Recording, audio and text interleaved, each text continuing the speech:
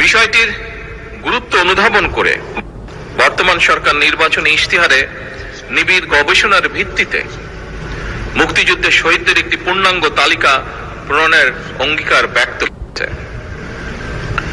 উক্ত অঙ্গীকার বাস্তবায়নের লক্ষ্যে প্রয়োজনীয় কার্যক্রম গ্রহণের জন্য এরই ভিতর মুক্তিযুদ্ধ বিষয়ক মন্ত্রণালয় বিভিন্ন গ্রহণও করেছে।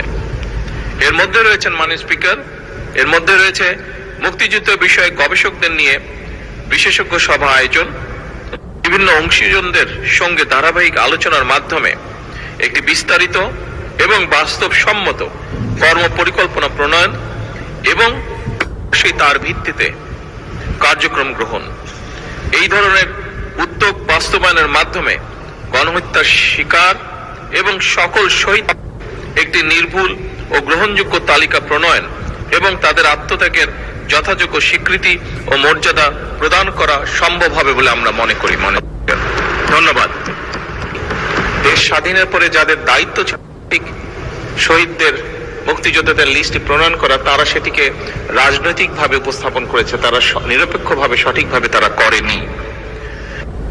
এবং আপনার স্টেটমেন্টের দ্বিতীয় পর্যায়ে যেটা আপনি বলেছেন, আমরা এরই মধ্যে মুক্তিযুদ্ধ বিষয়ক মন্ত্রণালয় তারা বিশেষজ্ঞ ব্যক্তিদেরকে নিয়ে কমিটির মতন করে গঠন করেছে, যেখানে আমরা চেষ্টা করব আপনি যেই বিষয়টি উল্লেখ করেছেন সেইখানে সঠিক যারা মুক্তিযুদ্ধ সঠিক তাদেরকে চিহ্নিত করার জন্য।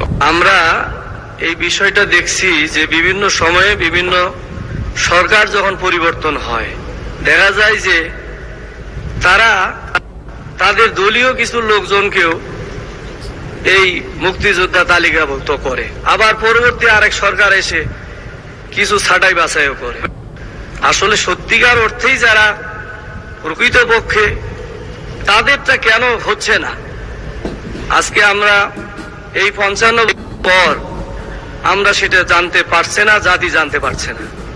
এই জন্য আমার প্রশ্নটা এইটাই যে এই বর্তমান সরকারের এই পরিকল্পনা আছে কিনা যে সঠিক একেবারে পুঙ্খানুপুঙ্খানুভাবে বিশ্লেষণ করে, যাতে করে যারা প্রকৃতপক্ষে মুক্তিযোদ্ধা তাদেরকে চিহ্নিত করে তাদেরকে তালিকাভুক্ত করা, আর যারা মুক্তিযোদ্ধা নয় যারা বিভিন্নভাবে দলীয়করণের মাধ্যমে তাদেরকে ছাঁটাই করে একটা প্রকৃত মুক্তিযোদ্ধা তালিকা জাতির কাছে প্রকাশ করার পরিকল্পনা আছে কিনা, এটি আমার প্রশ্ন। মাননীয় স্পিকার, মাননীয় সদস্য, মাননীয় প্রধানমন্ত্রী। ধন্যবাদ মাননীয় স্পিকার। মাননীয় সদস্য, আপনার প্রশ্নের পরিপ্রেক্ষিতে আমি বলতে চাই, আপনাকে একটু আমি স্মরণ করিয়ে দিতে চাই, বাংলাদেশ জাতীয়তাবাদী দল হচ্ছে রাষ্ট্রপতি জিয়াউর রহমানের গঠিত দল।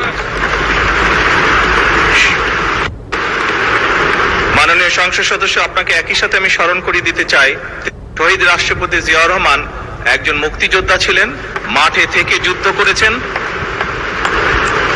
এবং শুধু তাই নয়, শহীদ রাষ্ট্রপতি জিয়াউর রহমান স্বাধীনতার ঘোষণাও দিয়েছিলেন। বর্তমানে দেশ পরিচালনার দায়িত্বে বাংলাদেশ জাতীয়তাবাদী দল রয়েছে, এবং একটু আগেই বললাম এই দল বীর মুক্তিযোদ্ধা স্বাধীনতার ঘোষক শহীদ রাষ্ট্রপতি জিয়াউর রহমানের দ্বারা গঠিত এই দল।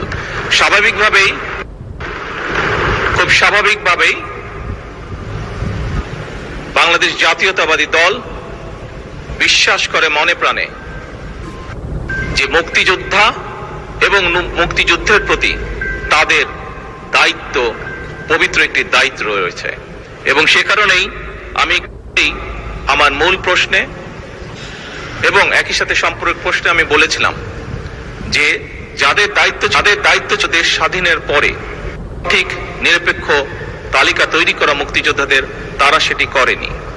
পরবর্তীতেও বিভিন্ন সময়ে এই লিস্ট তৈরিতে বিভিন্ন রকম সমস্যা তৈরি হয়েছে।